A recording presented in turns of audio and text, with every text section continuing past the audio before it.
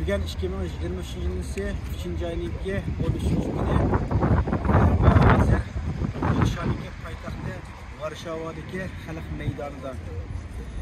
Bu Xalq Meydanı'na kelsem benim gözlemlikte çekini tutmayı bu şehirde yolların resimleri varken de çekmiş Polşa'nın uzmanlığı bularla dünya ayarlar gününe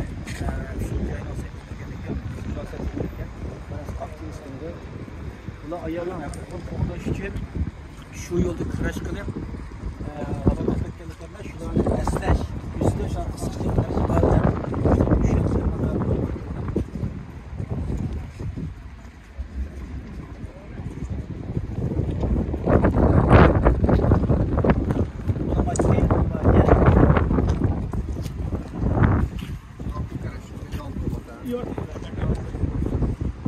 yazgan hatırın hemisi Polşa yazılırken de onu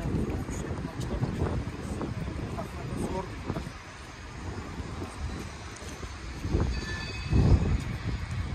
Mavi şu an yapacak müzik alırken aşağıda son bir meydan içinde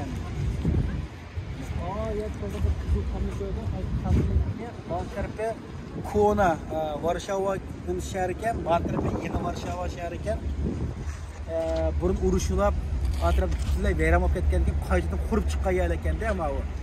Ana ma'noni kurashdagi maqsad qayeri biz hozir vatanda ham irqiy qirg'inchilik qilyapti. Necha millionlab insonlar Xitoy tajovuzchilarini irqiy qirg'inchilikda o'lib ketdi.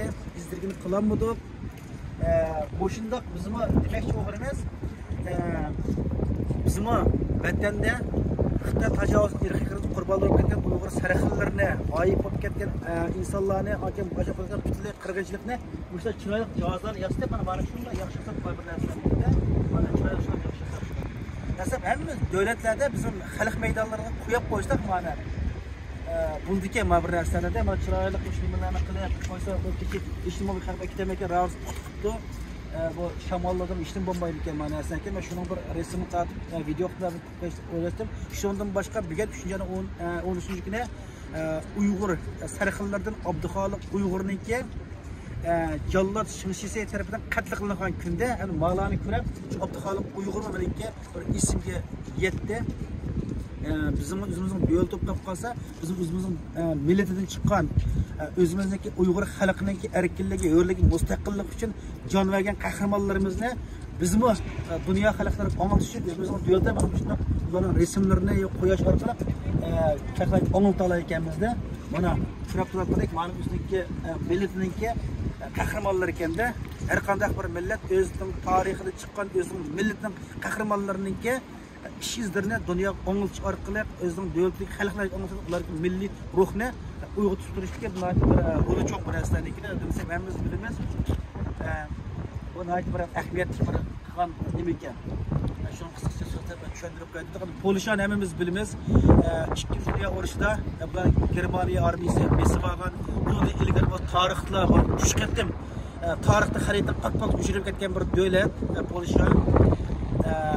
Germaniya imperiyasi, Avstraliya, Vengriya imperiyasi, Rus imperiyasi, sertifat uch taraf besilib, butun Polsha tarixdan xarid uchib ketgan bir davlat o'ziniki tirishchanliklari bilan, yer osti o'qitish ma'rifitlari bilan shug'ullanish orqali o'ziniki milliy ruhni qaytadan qurib chiqib, tajovuzchilarga qarshi harakatdan izchil epirish orqali o'ziniki bir yo'lni qurib chiqqanlar. Bu tarixda polshaliklarning ish izlarini o'qisak bu narsa bor. Haqiqatan bir qahramon bir millat. Bularning ish izlari o'ziniki mustaqil qo'lga keltirish jarayon ep bo'lgan kurashlari biz Uyg'urlarniki o'rnak qilishga arziydigan isil bir tarix va bir millat bo'lanikdan bugun bu yerga sayohatga qisqa so'zlab bu yerda qolib qoldim. Qolgan mushtaqiylarga davom so'zlab tushuntiramiz.